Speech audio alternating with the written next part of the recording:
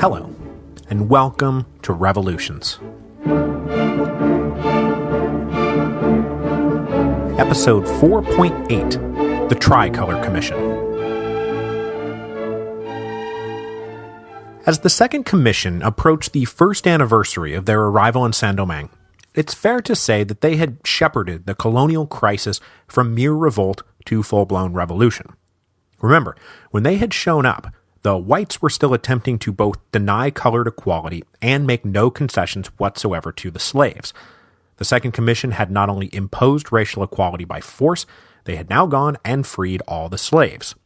Not that many whites were around anymore. The mass exodus from Le Cap in June was just the start of a larger exodus. The whole rest of the summer of 1793, whites just got on boats and sailed away. But the question now circulating through the entire Atlantic world was, hey, what the hell just happened in Saint-Domingue, and is any of it going to be permanent? Now, one of the major concerns Sonthonax and Polverel now had was how this was all going to play back in France. They were acutely aware that the men and women they had either actively deported or who had just fled the colony in terror were going to paint a very negative picture of their conduct. And then they became really super concerned when word finally trickled back to the colony about what had happened in Paris in June of 1793, which was, you guessed it, the purge of the Girondins.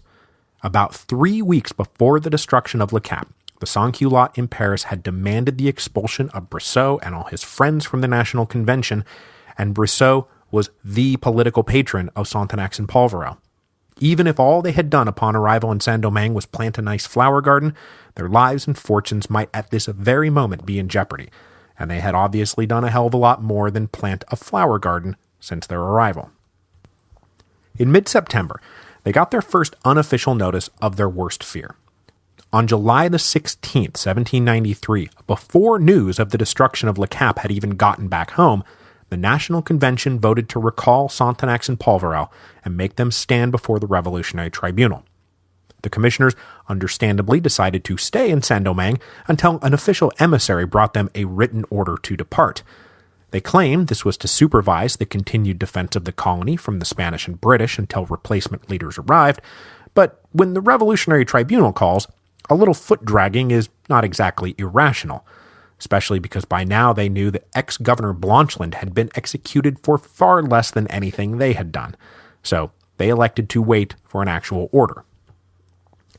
And they weren't just blowing smoke when they said they couldn't leave without replacement leaders being in place, because with all the chaos and resentment inside Saint-Domingue, the British finally decided to make their play for the colony.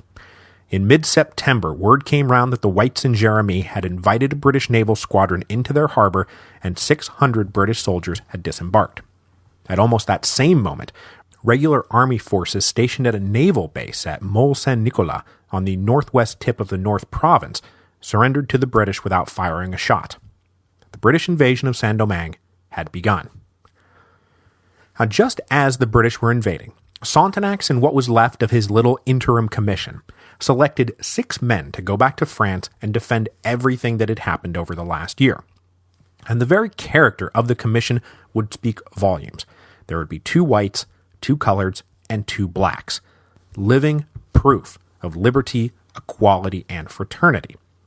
Now, only 3 of these guys are actually going to make it Paris, so they're the ones I'm going to focus on. The white delegate was named Louis de Fay.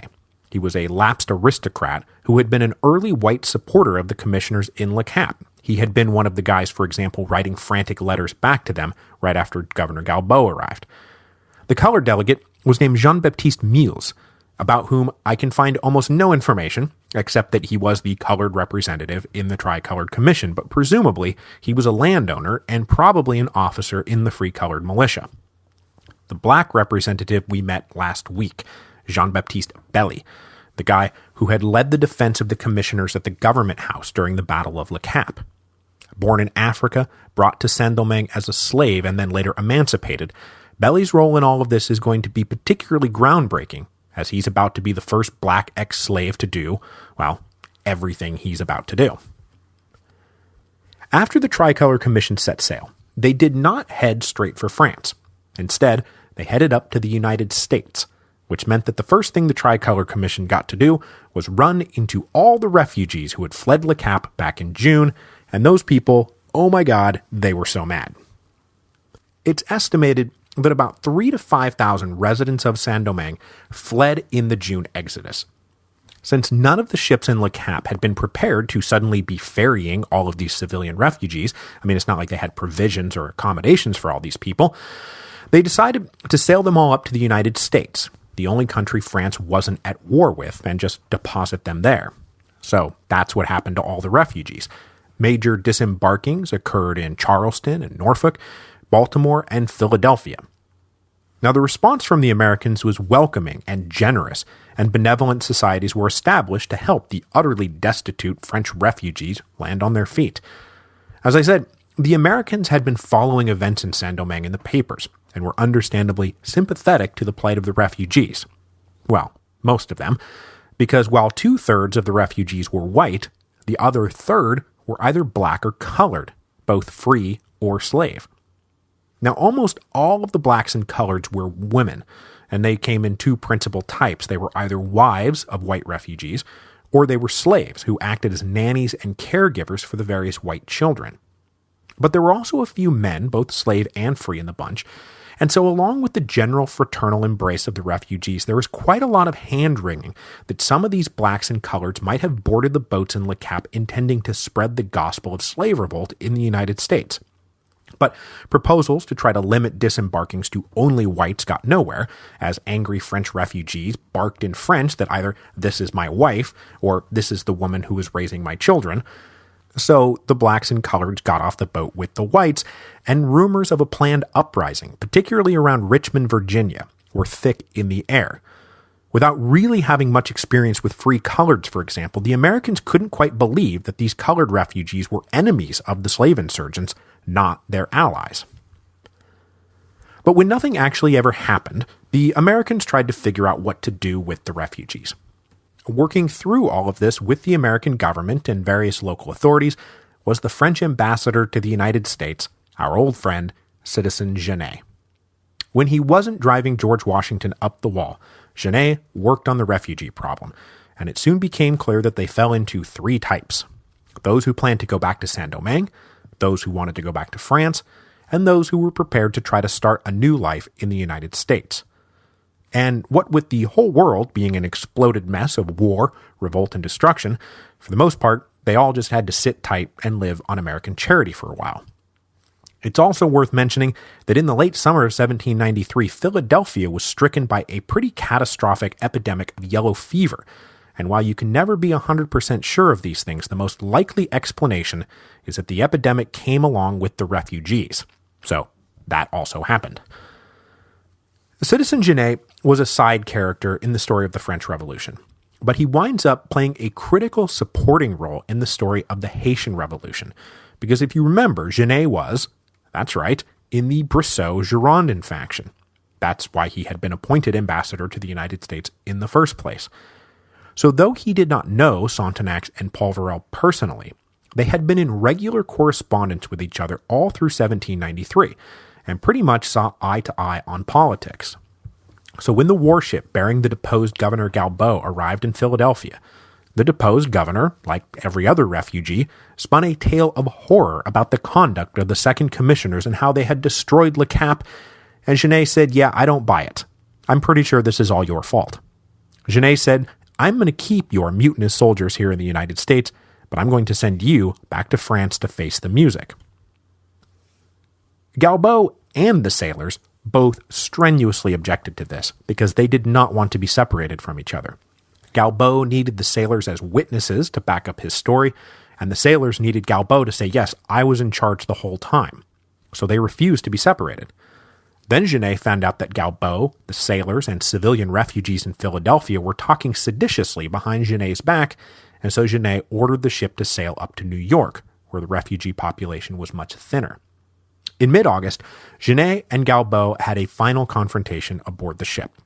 Genet stood by his plan to separate Galbaud from the sailors and send him back to France. So that night, Galbaud and his wife snuck onto a longboat, rowed to shore, and made a run for it. They made it to an inn in Westchester County before two French military police officers dispatched by Genet caught up with them. But the ex-governor managed to slip out the back door and make for Canada. Meanwhile, Lady Galbo stayed behind at the inn and entertained one of the military policemen for a week, while the officer wrote reports back to Genet saying, "I've got Galbo cornered, don't worry about it." Make of all that what you will.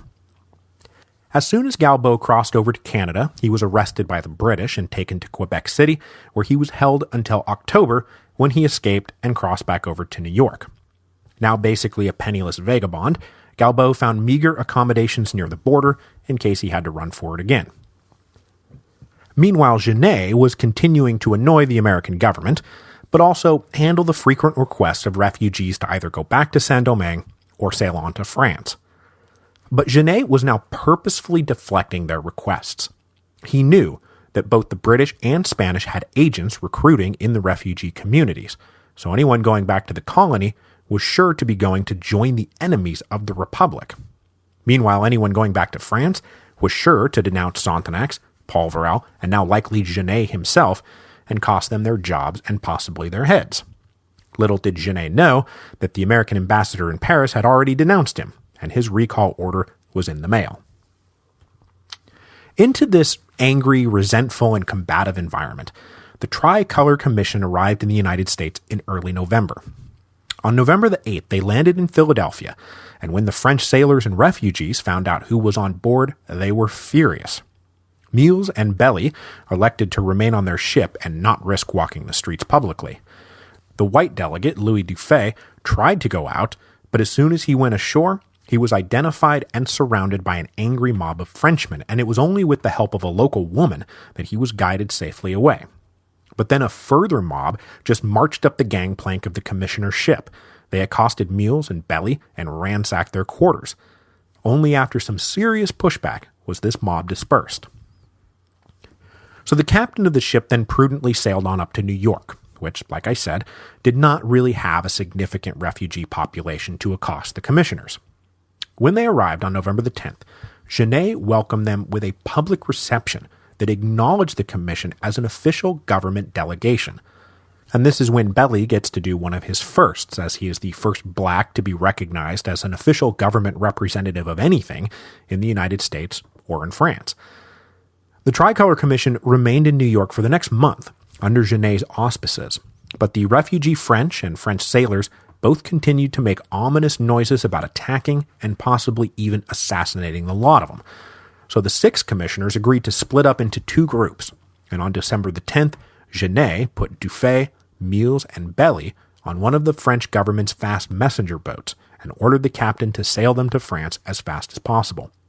There are rumors that the angry French refugees actually tried to hire some of the sailors to murder the commissioners en route, but to no avail. So just to wrap up our loose ends here, not long after the commission sailed, a penniless Governor Galbo re-emerged in New York City, looking for passage back to France. Genet tried to get the American government to block this, but by now Genet himself was persona non grata with the American government. So Genet said, fine, if you can pay for your passage, you can leave, and eventually Galbo will sail back to France. Genet also stopped trying to block the further passage of the other refugees.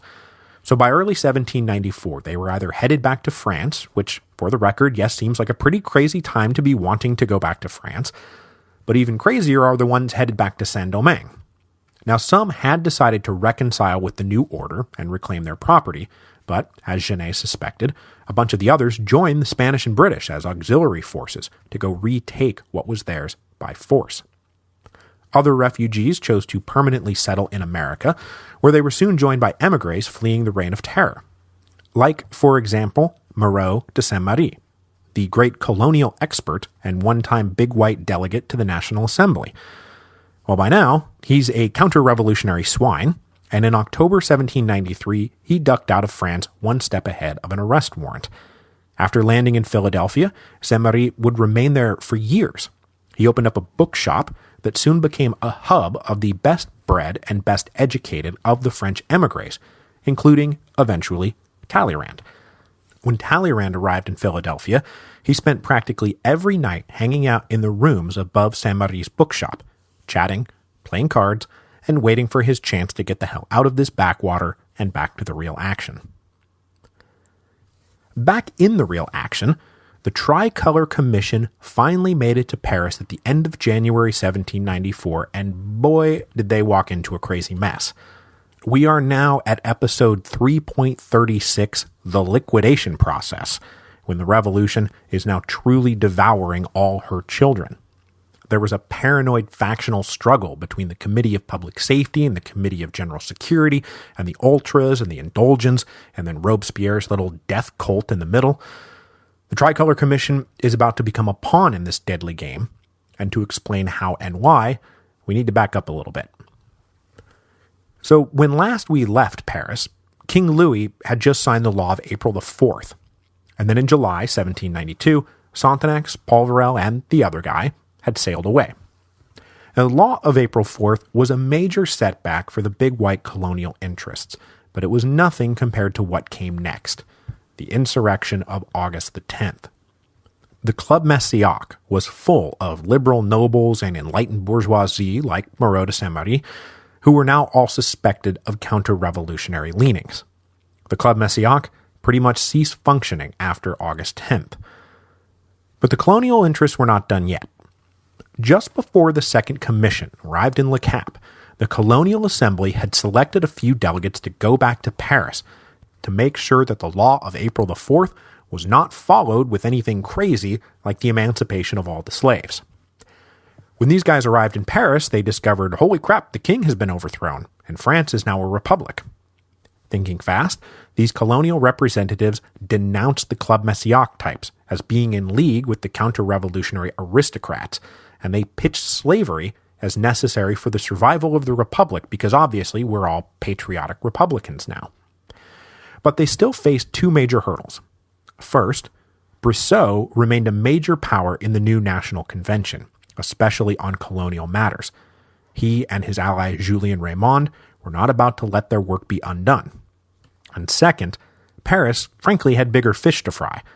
When the National Convention convened, the Mountain and Girondins descended into their blood feud, they put Louis on trial, and then when they chopped his head off, they had to deal with the mass eruption of war and rebellion. Colonial affairs were totally deprioritized.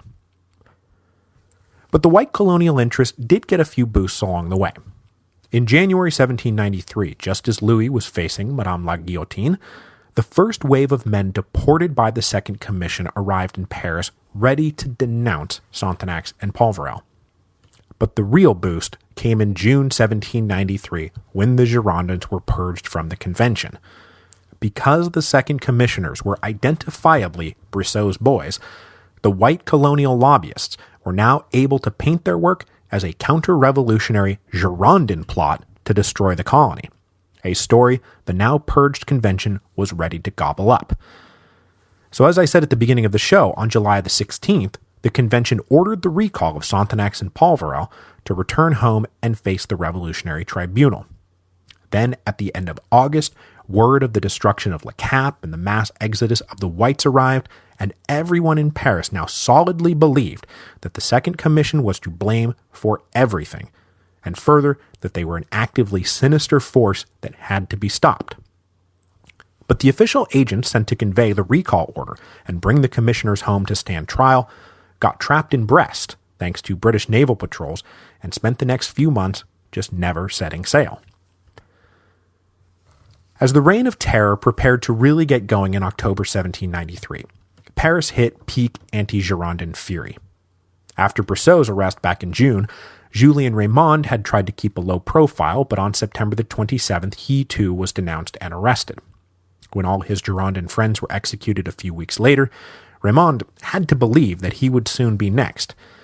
It also just so happens that mid-October 1793 is also when word of general emancipation hits, and everyone becomes really super convinced that this is all a Girondin plot to help destroy the Republic. But then in December, everything suddenly flipped upside down when two pieces of news were revealed almost simultaneously. First, correspondence between the renegade big whites and the British government about handing the colony over were published. Suddenly, everyone knew that since at least February, the white colonial interests had been actively in league with the enemies of the Republic. And then the second bit of news was the incontrovertible proof of this treasonous alliance. News that Jérémie and Mole Saint-Nicolas had opened their harbors to the British. Suddenly, the Second Commission and their emergency emancipation order looked like a truly patriotic response to white colonial treason. So the verdict that Sontenax and Polverel were enemies of the Republic was suddenly being reconsidered. But as I said, colonial policy is very much now being viewed through the lens of the really super dangerous world of Paris politics during the Reign of Terror. For complicated reasons, the white colonial lobbyists had wound up attached most especially to the ultras in all of this, and particularly had allies in the Committee of General Security. So it was by order of the Committee of General Security that Julien Raymond had been arrested, and when the Tricolor Commission arrived in Paris at the end of January 1794, the Committee of General Security acted on a colonial lobby request and arrested them too. Oddly enough, though, only Dufay and Mules were tossed in jail, while Belly was left alone, no one quite knowing what to do with him. But the Committee of Public Safety soon ordered all these guys released because, like I just said, 1. This was just a further skirmish in the power struggle between the Committee of Public Safety and the Committee of General Security, but then 2, the official story was now changing. The white colonial lobbyists are the really real traitors in all of this, so let's hear what this Tricolor Commission has to say. On February the 3rd, 1794, the Tricolor Commission were presented to the National Convention and were then accepted as official delegates from the North Province of Saint-Domingue, making Jean-Baptiste Belly the first black legislature in French history, possibly even European history, unless I'm missing somebody. The next day, Louis Dufay delivered a stirring speech in defense of the Second Commission and, more importantly, the Emancipation Decree. But critically, Dufay blew right past the moral reasons for ending slavery because nobody cares much about that. He focused exclusively on the role the freed slaves, now free citizens, would play in defending the Republic in the Caribbean. He also told a pretty sweet lie about how the slaves had spontaneously rallied to the commissioners during the Battle of Le Cap and had cried, "Long live the Republic," as they went into battle. These same black citizen soldiers were now the only thing protecting Saint-Domingue from falling to the British. Dufay also stressed the restrictive nature of emancipation, that the commissioners had made sure to put rules in place to make sure the economy kept going, and he said, "You will see that your colony of Saint-Domingue, cultivated by free hands, will be more flourishing, that this new colony will produce more for the metropole than before." When Dufay was finished, the National Convention took a vote. And what a vote it turned out to be. On that day, 16 Pluvos, year 2, February the 4th, 1794 to you and me, the National Convention ignored Dufay's careful focus on the legal restrictions of emancipation and unanimously decreed, quote, "The National Convention declares that slavery of Negroes is abolished in all the colonies. In consequence, it decrees that all men, without distinction of color, domiciled in the colonies are French citizens and will enjoy all rights guaranteed by the Constitution. This decree is referred to the Committee of Public Safety, which will report immediately on measures for its implementation." This was a stunning blanket emancipation order of all the slaves, not just in Saint-Domingue, but the entire French Empire. This was not freedom for service. This was not freedom with labor rules. This was not gradual. There was no compensation to former owners. This was just freedom. In the euphoric aftermath of the vote, Belly took to the floor and said, "I was a slave during my childhood. 36 years have passed since I became free through my own labor and purchased myself. Since then, in the course of my life, I have felt worthy of being French." He then went on to say that the tricolor flag had become the beacon of liberty that he and his brothers would defend with their lives. Danton, in one of his last public speeches before getting beheaded, cried, "This is the death of the English." All the slaves in Saint-Domingue were now free citizens of France.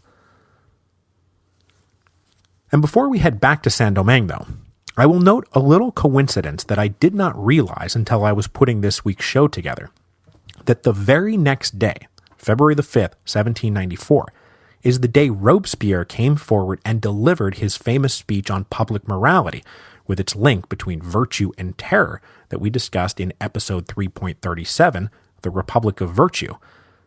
Oddly enough, the man who had once fought to ensure that the word slavery was not included in the French Constitution made no reference to the incredible abolition of slavery that had just been decreed the day before.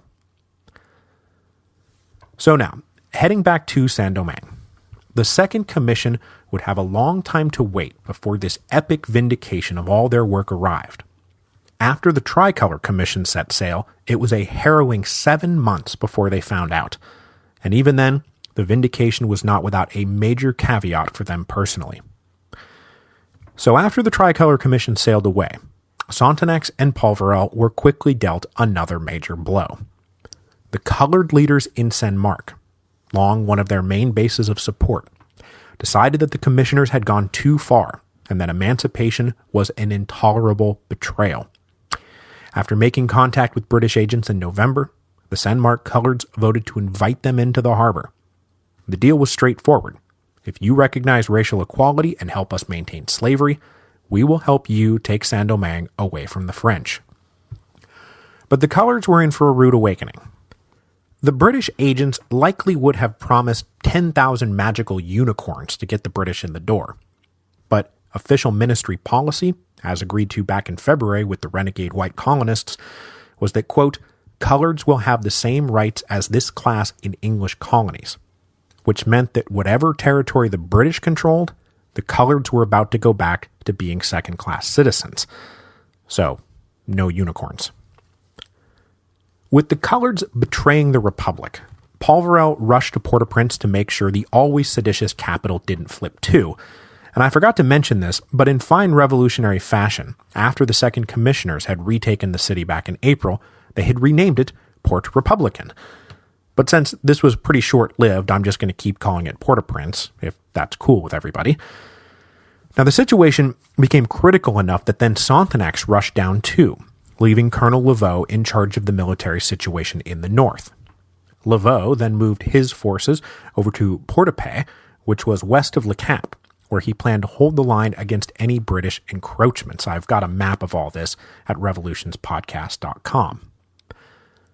But luckily for Laveaux, Sonthonax, and Polverel, the British were about to make no headway over the winter. They captured a few more ports and held some coastal territory, but were unable to push inland or link any of their captured territories together. For one, like all Europeans, British soldiers were dropping like flies from tropical diseases.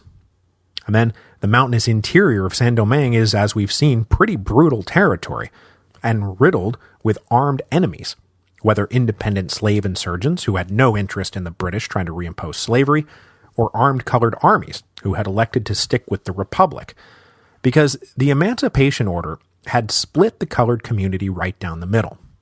So some of the Second Commissioner's allies defected to the British, but others, like André Rigaud in the South, denounced the perfidy of his brothers and stayed true to the Republic. It was as a result of his conduct during these troubled months that Rigaud really cemented the foundation for his rule in the South. With the Emancipation Decree in hand, he was, for example, able to talk most of the leaders of the Kingdom of Platon into joining what Rigaud was now calling the Legion of Equality, a mixed colored and black army that would uphold racial equality and slave emancipation by force against all comers. Most of the leaders accepted the deal and were enrolled as captains in the Legion, and they brought with them about 1,200 men. And I can't nail this down, but I'm also pretty sure this is the moment when the Kingdom of Platon gets redubbed the Republic of Platon, which is what it's called in many history books on the subject. But Rigaud's vision of emancipation was enforcing the rules of labor imposed by the Second Commissioners, and in the territory Rigaud controlled, those blacks not fighting were expected to return to their plantations and work, and he expected the black leaders to help keep them there.